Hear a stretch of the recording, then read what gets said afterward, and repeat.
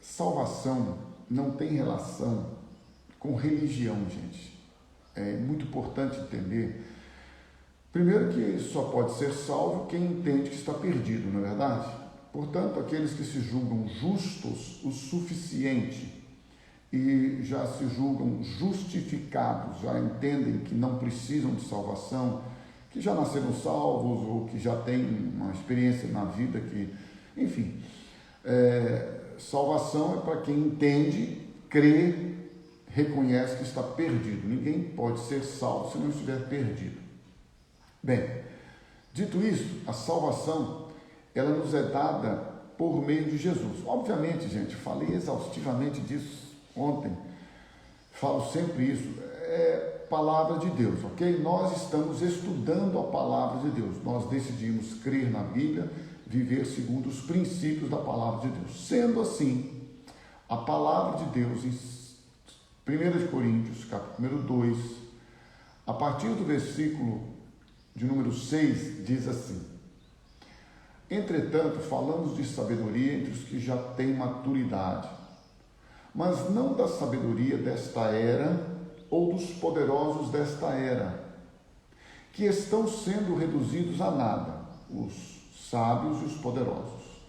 Ao contrário, falamos da sabedoria de Deus, do mistério que estava oculto, qual Deus ordenou com antecedência, antes do princípio das eras, para a nossa glória. Antes do princípio de todas as coisas, Deus já havia estabelecido um plano, um projeto, um propósito. Nenhum dos poderosos, dos sábios desta era, deste tempo, o entendeu, pois se o tivessem entendido, disse o apóstolo Paulo aos irmãos da igreja em Corinto, se eles tivessem entendido as Escrituras Sagradas, o propósito de Deus, o plano de Deus, o projeto de Deus, eles não teriam crucificado o Senhor da glória, diz o apóstolo Paulo em 1 Coríntios capítulo 2, dos versículos 6 a 8. Então veja, o que Paulo está mostrando para você e para mim, que mostra isso em toda a palavra de Deus, que a revelação das Escrituras Sagradas, a revelação da palavra de Deus, não é porque eu sou pastor, não é porque eu fiz curso de teologia, não é porque o cara é padre, não é porque ele estudou, não é porque ele é uma pessoa intelectualizada, formada, culta, porque ele tem primeiro, segundo grau, ele tem formação, né, de uma área profissional, graduação, porque ele fez pós, doutorado, mestrado. Nada disso tem o menor valor para termos a revelação da palavra de Deus. Preste atenção nisso.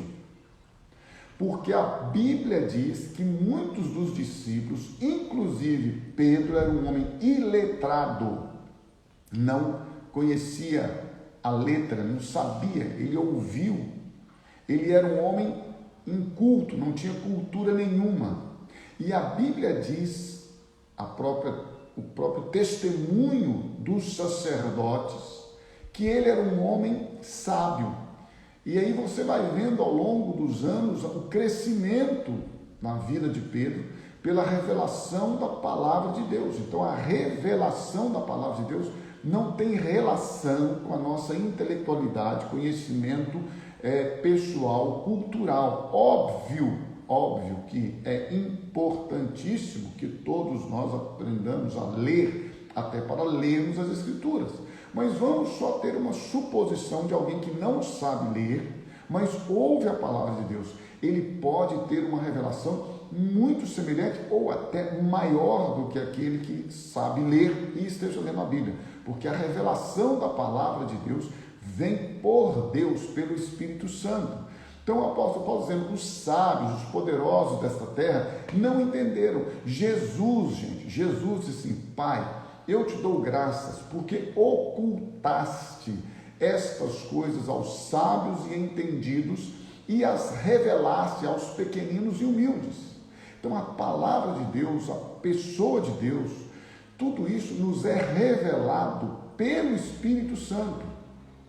Daí a importância de termos a clareza de que não é nenhuma religião. Essa minha blusa, para quem está vendo no Instagram, ela fica invertida, né? Mas minha religião é o amor. Este é o ponto, este é o fundamento. Eu não quero saber se você é católico, se você é crente, se você é budista, Hare Krishna, se você é espírita. Eu sei lá, você vai ser o que você quiser na vida, você vai prestar contas a Deus. Agora, se você e eu decidimos crer na Bíblia e seguir a palavra de Deus, aí nós precisamos nos posicionar. Posicionar em quê? Em que a revelação da palavra de Deus vem pelo Espírito Santo. Então, não importa a sua religião, o que importa é que você e eu decidimos crer na Bíblia. Agora, se a religião que eu tenho, ela estabelece ações, ela estabelece atos, atitudes, doutrinas, ensinos que são contra a Bíblia, aí eu preciso não é mudar de religião, não. Porque a minha religião é a palavra de Deus. A minha religião, como diz essa blusa aqui, é o amor. A minha religião, o fundamento dela é a Escritura, a palavra de Deus. Então não é que eu tenho que mudar de religião, eu simplesmente não vou seguir nenhuma religião e nenhum ensino que é contra a palavra de Deus. Obviamente eu vou procurar congregar, é isso que eu faço, eu procuro congregar nos lugares onde eu vejo que há coerência com o ensino da palavra de Deus.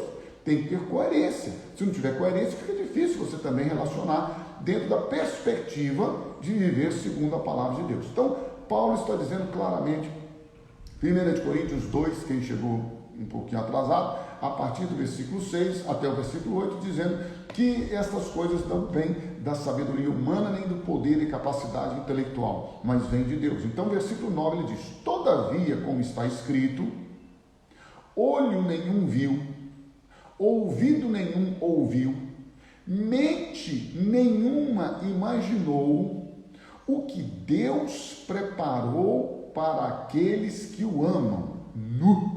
Você poderia e eu ficarmos aqui na manhã toda, até de noite, só contando as experiências que Deus tem nos dado, manifestação do seu amor, da sua bondade, da sua misericórdia, da sua graça, do seu poder, das suas maravilhas. Olha, gente, que coisa tremenda. Olho nenhum viu. Por isso que as pessoas ficam loucas quando nós contamos a respeito da nossa fé. Ouvido nenhum ouviu. As pessoas não entendem. Elas ficam, como pode? Como é que você decide crer na Bíblia, num Deus se você não vê, num Jesus que diz que esteve aqui há mais de 2000 anos atrás, que se apresentou como Filho de Deus? Que história é essa de que morreu na cruz? Que loucura! É verdade! A palavra de Deus é loucura para os que perecem. O Evangelho, as boas novas, é loucura para os que perecem. Mas para nós que somos salvos, é o poder de Deus. É isso que a Bíblia está dizendo, meu irmão. Para de ficar questionando, para de ficar discutindo. Não queira provar para ninguém que você está certo ou que ele está errado. Viva a sua vida na dimensão da revelação da palavra de Deus pelo Espírito Santo. Eu vou ler de novo, 1 Coríntios, capítulo 2, versículo 9. Todavia, como está escrito, olho nenhum viu, ouvido nenhum ouviu, mente nenhuma imaginou, por melhor que seja, por mais criativa, por mais inteligente, por mais desenvolvida, por mais capaz que seja, nenhuma mente, nenhum ouvido, nenhum olho, nada, ninguém na história do universo, ninguém sabe, ninguém ouviu, ninguém viu, ninguém imaginou o que Deus preparou para aqueles que o amam. Mas Deus, diz a Bíblia, olha que coisa tremenda, o revelou estas coisas que Ele preparou a nós por meio do Espírito. Por isso, meu irmão, minha irmã, precioso e amado que está comigo aqui nesta manhã, não é por causa de consciência intelectual, revelação, entendimento, clareza, estudo. Ok, tenha isso, não há problema nenhum, estude, evolua, cresça e ótimo. Palavra de Deus é pela revelação do Espírito Santo. É por isso que a salvação atinge, alcança primeiro nosso espírito. É por isso que a promessa de Ezequiel é muito clara em dizer, eu vos darei um novo espírito. Eu vou colocar no espírito de vocês o meu espírito. E quando eu colocar o meu espírito no espírito de vocês, o Espírito Santo, que revela a palavra, vai passar pela alma, vai banhar a alma de vocês. Ele vai fluir, o meu espírito vai fluir como um rio de águas vivas, vai passar pela alma, pelas emoções, pelos sentimentos de vocês e vai atingir de forma explosiva, estrondante, caudalosa, como rios de águas vivas, o corpo, o ser, a plenitude de Deus, diz a Bíblia, está em Jesus. Ele manifesta a palavra de Deus de maneira plena, poderosa e perfeita. Olho nenhum viu, ouvido nenhum ouviu, mente nenhuma entendeu, criou, pensou, imaginou o que Deus tem preparado para os seus filhos, para aqueles que Ele ama. Deus tem preparado o melhor para você. Deus tem preparado coisas maravilhosas para você. Deus tem preparado uma salvação plena e poderosa. Deus tem preparado uma salvação tremenda, poderosíssima para a sua vida, para a eternidade. Deus tem preparado o melhor desta terra para você hoje, aqui e agora. E nem sempre, entenda isso, meu irmão e minha irmã, nem sempre nós seremos as pessoas que vamos viver na dimensão do que esses tolos, agora eu estou mais liberado, tá? Esses tolos ficam dizendo por aí que você não vai ter doença no seu corpo, que você não vai passar por problemas de depressão, de ansiedade, de angústia, de problemas financeiros. Isso é inferno, isso é gente tola que não conhece as escrituras sagradas. Eu já vou falar com liberdade com você mesmo, não tem que ter hashtag sem filtro, já comemorar meus 55 anos. Veja bem, a palavra de Deus é clara em dizer que nós somos mais do que vencedores em todas as coisas. Agora, você quer conferir comigo, por gentileza, na sua Bíblia, não é na minha não, na sua Bíblia, em Romanos capítulo 8, porque as pessoas usam os textos, desculpa, mas sem conhecer o contexto, sem saber do que a palavra de Deus está fazendo. Abra aí comigo, Romanos 8, porque todo mundo conhece o texto de Romanos 8, 28. Quer ver o texto de Romanos 8, 28? Olha que lindo. Sabemos que Deus age em todas as coisas para o bem daqueles que o amam, dos que foram chamados de acordo com o seu propósito. Aí usa isso para lá e para cá, para lá e para cá. Então tá. Você quer saber como é que é o contexto? Então eu vou te falar como é que é o contexto. Quer saber, né? Romanos 8, 28. Entra aí.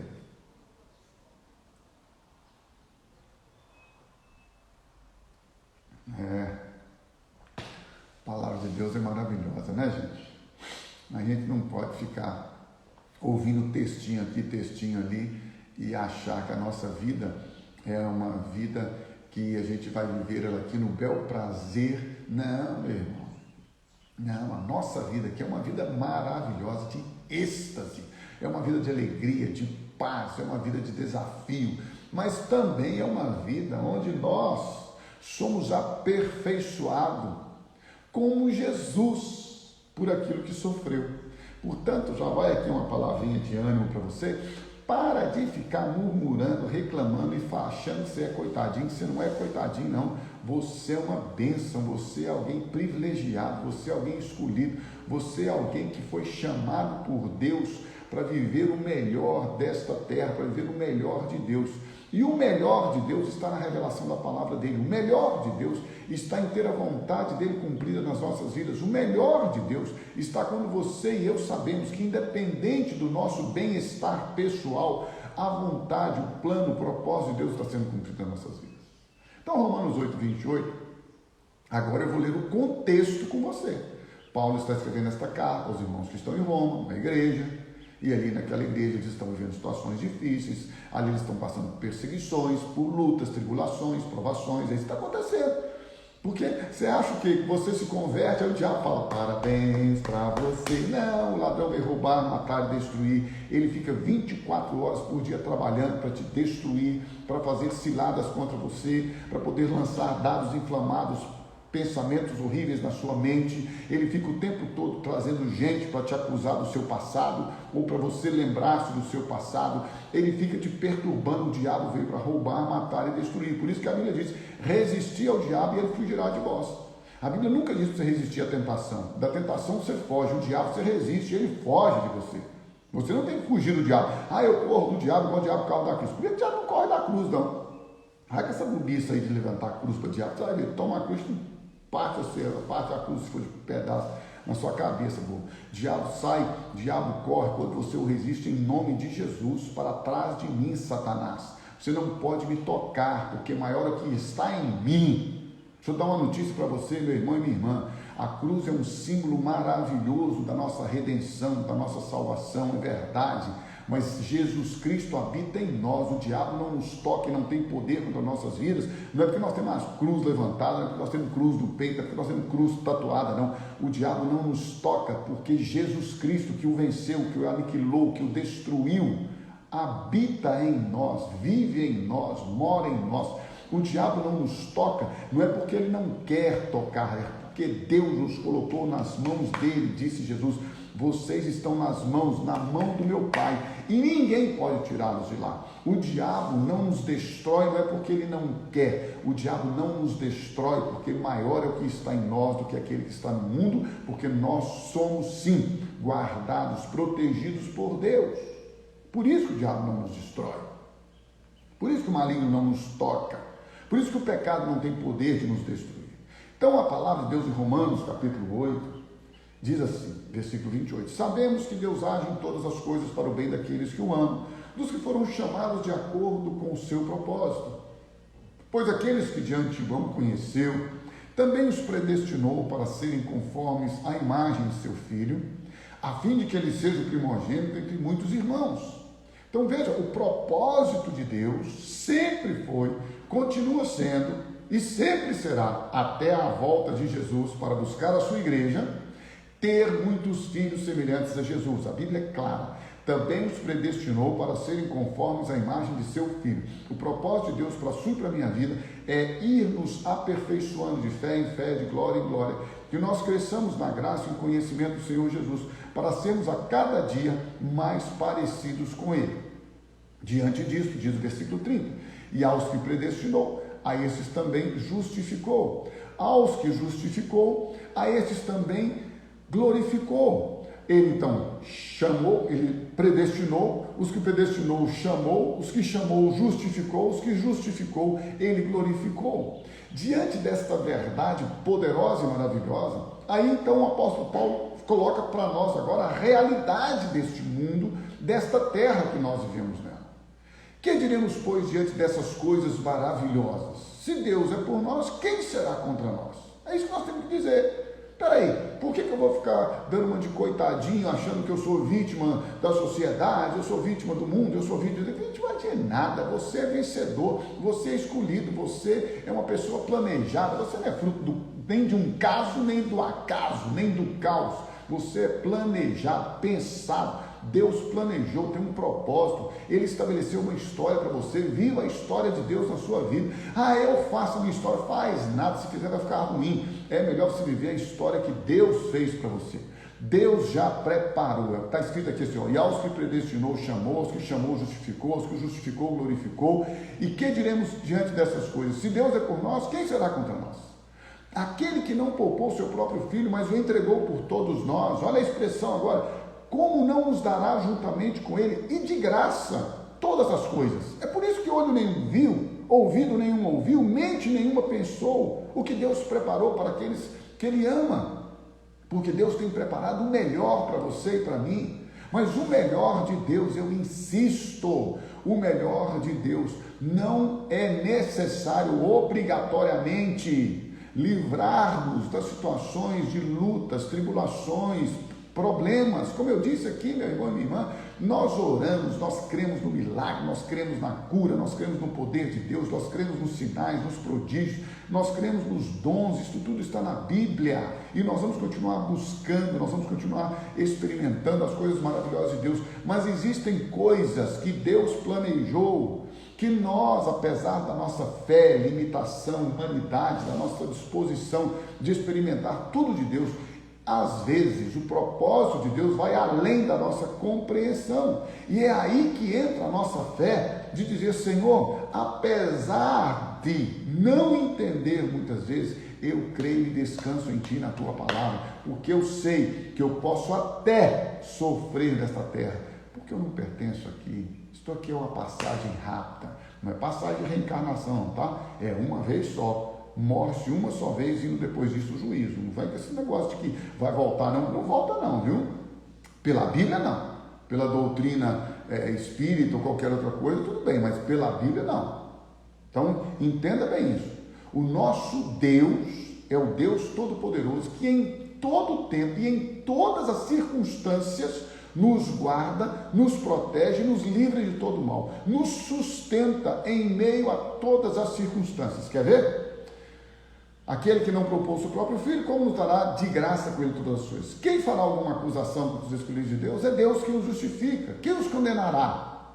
Foi Cristo quem morreu e mais, que ressuscitou e está à direita de Deus e também intercede por nós. Coisa maravilhosa. Então, diante disso, Paulo diz assim: quem nos separará do amor de Cristo? Aqui é que eu gosto de entrar e pensar bem devagar com você. Para um pouquinho aí, sua agitação e a minha também, né? E vamos pensar. Quem nos separará do amor de Cristo? Aqui, gente, aqui nós vamos saber quem é quem está regenerado, quem está nascido de novo, quem é uma nova criatura, quem tem o Espírito Santo. Aqui você vai ver que sua religião, ela não vale nada, essa pseudo-espiritualidade cai por terra. Aqui é que nós vamos saber quem é convertido. Aqui é que vai, agora aqui é o selo, aqui nós vamos saber quem é selado pelo Espírito Santo. Quem foi selado para o dia da salvação. Aqui nós vamos saber. Desculpa, essa gente que está aí. Porque eu estou revoltado com Deus. Eu desviei. Eu fraquejei na fé. Meu irmão, vai dobrar o joelho. Vai ter joelho de camelo. Marcado de tanto clamar a Deus. Se firme na palavra. Busque ajuda. Busque gente para te carregar. Busque gente para estar com você, para estar ao seu lado. Não ande só. O problema é esse, o solitário cuida dos seus interesses, por isso que ele cai. Gente que só pensa em si, pensa no próximo, vai andar com o próximo, está fraco, pede ajuda. Agora que eu quero ver.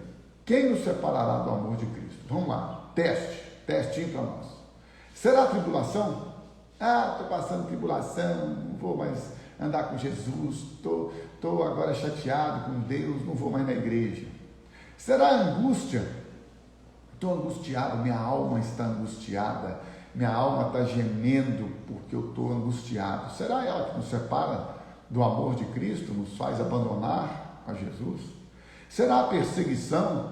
Não aguento mais. Eu ouço as pessoas falar, quando eu não era convertido, todo mundo me apoiava, todo mundo. Meu irmão, se o mundo odiou Jesus, ele falou, vai odiar vocês também. Qual é o espanto? Depois que eu converti, as coisas estão horríveis para cima de mim. Depois que eu converti, todo mundo me persegue. Depois que eu converti, você queria o quê? Você estava no império das trevas, no governo do pecado, da malignidade, da perversidade, da iniquidade, da impiedade. Agora você foi para o governo da santidade, da pureza, da justiça. Você queria o quê? Que o mundo batesse palmas para você, que as pessoas dissessem, que maravilha, ele agora é santo, ele agora é justo, ele é separado para Deus, ele agora vive para a glória de Deus. Não, meu irmão, desculpa, tribulação nós vamos enfrentar e vamos enfrentar sempre. Será a fome? Tínhamos em abundância, agora não temos mais, temos que contentar sem ter filé à mesa, ou carne bovina, ou aquilo outro, e agora tem que comer o que? Arroz, feijão e farinha e fubá? Mas será que é a fome mais apertada? Será que é a nudez? Eu agora não posso comprar mais as roupas bacanas de grife que eu comprava, não é? Porque agora a roupinha tem que ser a roupa simples, não pode ter mais aquela, o nome da etiqueta, da marca que é conhecida, que é famosa. Será que ou para falta de roupa esgarçada, já não tenho mais aquela roupa que eu gostaria? Será que a fome? Será que a nudez? Será que a tribulação? Será que a angústia? Será que a tribulação vai nos separar do amor de Deus? O perigo, as ameaças? Nós estudamos ontem, nós não temos que temer nada nem ninguém. Não há perigo que possa nos afastar do amor de Deus. Ou a espada, como está escrito, olha o que está escrito na Bíblia, gente. Por amor de ti, enfrentamos a morte todos os dias, somos considerados como ovelhas destinadas ao matadouro. Então nós não temos que ficar questionando, reclamando das coisas que acontecem na nossa vida. Levante-se em fé, profetiza a palavra e caminha. Ele vai à sua frente, é Ele quem vai fazer as coisas, é Ele que aplana o seu caminho, é Ele quem te dá força, é Ele quem te dá ânimo, é Ele quem te sustenta no vale da sombra da morte, é Ele quem se revela na cova dos leões, é Ele quem está ao seu lado na fornalha de fogo, meu irmão. É Ele quem está em você, dentro de você, nos momentos das suas maiores e piores lutas e provações. É Ele, não é você, não sou eu. É Ele, tudo é para Ele, tudo é para a glória dEle. Ele vive em nós. A nossa mente deve ser totalmente controlada, dirigida pela palavra dEle. Não permita na sua mente aquilo que lhe traz desânimo, aquilo que lhe traz acusação, condenação, que traz o seu passado. Na sua mente deve estar a palavra de Deus, o renovo da palavra de Deus. É assim que Romanos 12:2 insiste com você e comigo. Não sede conformados com este mundo, mas sede transformados pela renovação da vossa mente. Coloque a palavra de Deus na sua mente. Profetiza a palavra de Deus. Mas em todas estas coisas, olha aí o texto e o contexto de Romanos 8:28. Em todas estas coisas, somos mais que vencedores por meio daquele que nos amou. Por quê?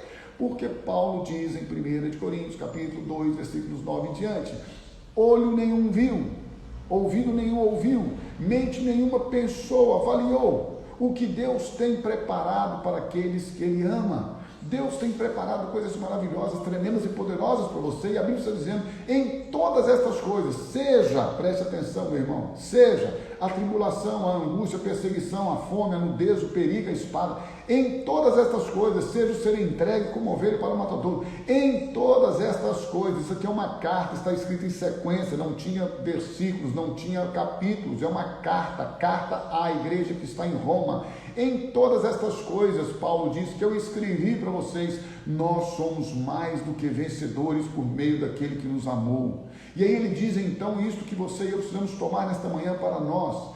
Eu estou convencido, e eu espero que o Espírito Santo nesta manhã revele a você e a mim a necessidade de nós termos isto em nossos corações de maneira muito clara e revelada pelo Espírito Santo. Eu estou convencido, a minha oração tem sido essa todos os dias: Senhor, ajuda-me na minha incredulidade, ajuda-me na minha falta de fé, renova em mim a minha mente pela Tua palavra, que habite em minha mente ricamente a Tua palavra, para que diante das circunstâncias, diante dos meus sentimentos e emoções, eu não seja abalado, mas que eu permaneça firme nas Tuas promessas e na Tua palavra, porque Tu tens palavra, Tu tens promessas, Tu tens o melhor para a minha vida. É dentro dessa perspectiva cristã, independente se eu vou passar situações difíceis ou não. Aí Paulo diz, versículo de número 38, pois eu estou convencido de que nem morte nem vida, nem anjos nem demônios, nem o presente e nem o futuro, nem quaisquer poderes, nem altura nem profundidade, nem qualquer outra coisa na criação, meu irmão e minha irmã, esta é a nossa vida, a vida do cristão, será capaz de nos separar do amor de Deus que está em Cristo Jesus, o nosso Senhor. Versículo 35, Paulo pergunta: quem nos separará do amor de Cristo? E ele vem citando uma série de situações e várias situações e coisas que nós podemos viver. Ele vem citando. E diante daquilo que ele cita, ele chega então no versículo de número 39 e diz assim: nada será capaz de nos separar do amor de Deus que está em Cristo Jesus. Então eu queria caminhar aqui com você novamente para 1 de Coríntios capítulo 2, para que você e eu pudéssemos já ir pensando nesta verdade tremenda que Deus traz a nós nesta manhã. Meu irmão, minha irmã, precioso querido, Deus te chamou, Deus tem o melhor para você, Deus tem planos de paz, Deus quer que você viva uma vida abundante, Deus quer que você seja um testemunho vivo, uma brasa viva, um fogo, com um espírito fervoroso, que você ande neste mundo dizendo: não importa nada na minha vida a não ser viver para a glória de Deus. Vou passar por tudo que eu tiver que passar. Gente, eu não sou masoquista, esquece isso. Eu amo uma vida boa. Veja que onde eu estou, pessoal. Olha que coisa maravilhosa, linda. Eu curto isso aqui todo dia, toda manhã. Amo desfrutar do melhor que Deus tem para nós. Não tem nenhum problema em ter coisas boas, viver bem, comer bem. Ixi, que é isso? Eu estou usufruindo da palavra que diz: se quiser, se ouvirdes, comereis o melhor desta terra. Estou vivendo na promessa de Deus. O que a gente precisa ter consciência, meu Deus, é que independente do que nós estivermos vivendo, seja para a glória de Deus. É só isso, gente. Ai, pastor, nosso Deus, quer dizer então que eu não vou viver uma vida maravilhosa? Vai viver o melhor, Deus preparou o melhor para você, coisas maravilhosas, só bênção. Mas, se porventura você tiver que passar por uma situação de luta, de tribulação, você tem que ter a convicção de que nada pode te separar do amor de Deus, que está em Cristo Jesus. E então ele diz, versículo 9, 1 Coríntios 2, olho nenhum viu, ouvido nenhum ouviu, mente, eu amo isso aqui, mente nenhuma imaginou, nenhuma, o que Deus preparou para aqueles que o amam.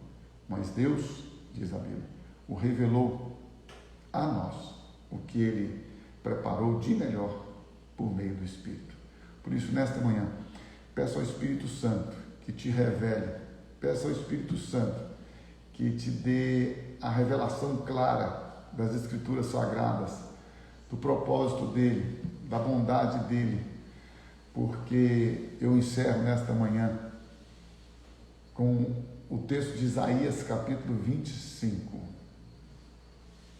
que diz assim: Senhor, Tu és o meu Deus, Tu és o meu Deus, eu te exaltarei e louvarei o Teu nome, pois com grande perfeição tens feito maravilhas, coisas há muito planejadas. Eu acho isso tremendo, gente.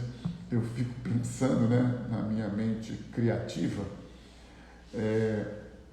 eu fico pensando, sou eu, você não tem que pensar assim não, mas eu fico pensando assim, que surpresa para Satanás, que o diabo, ele falou o seguinte, pensou, né, vou tentar o homem, vou destruir o plano de Deus.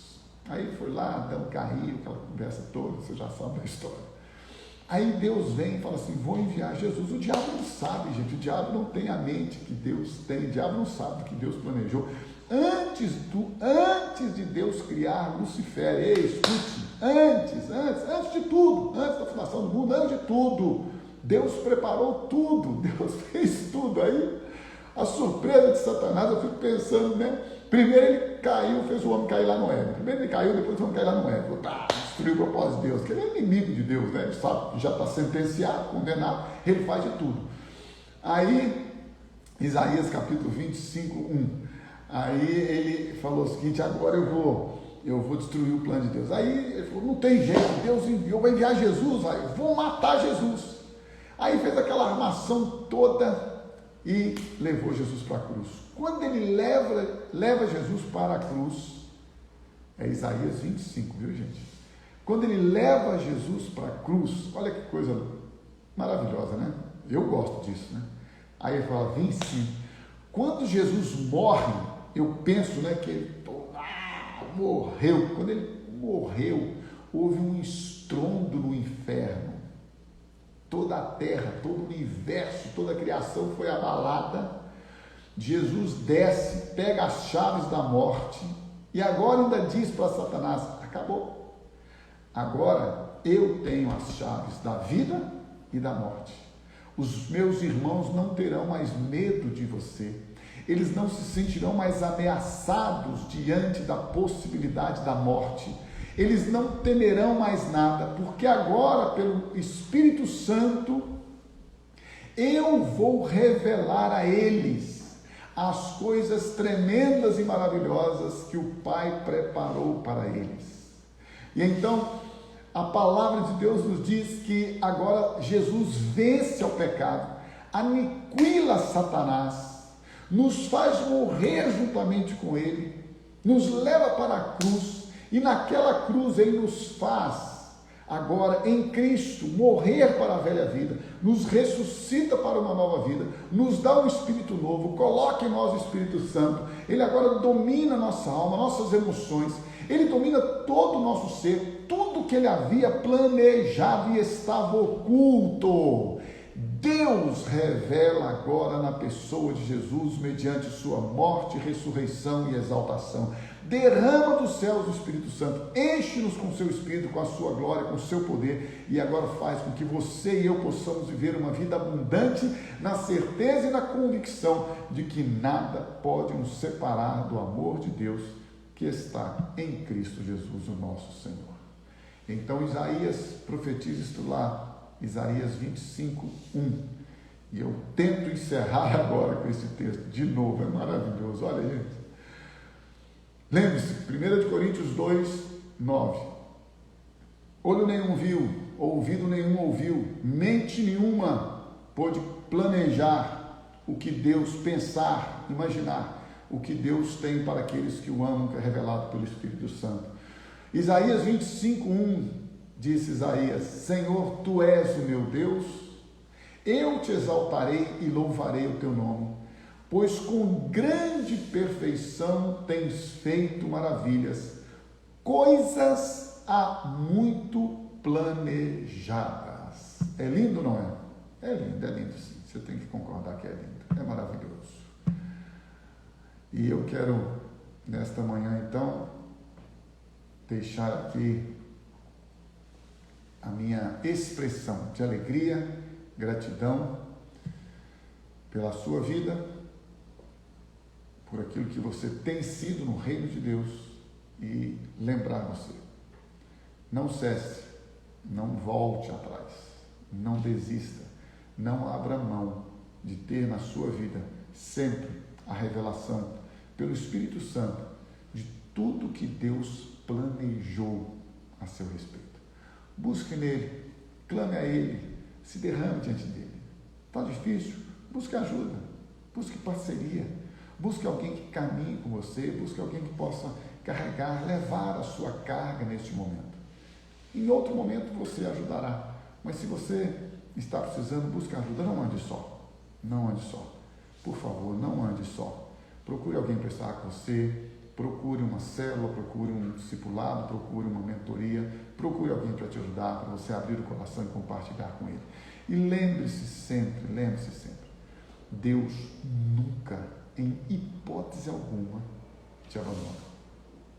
Ele sempre está com você, está em você e está através de você. Que o Senhor te abençoe, te guarde, que o Senhor faça resplandecer sobre você a glória dele.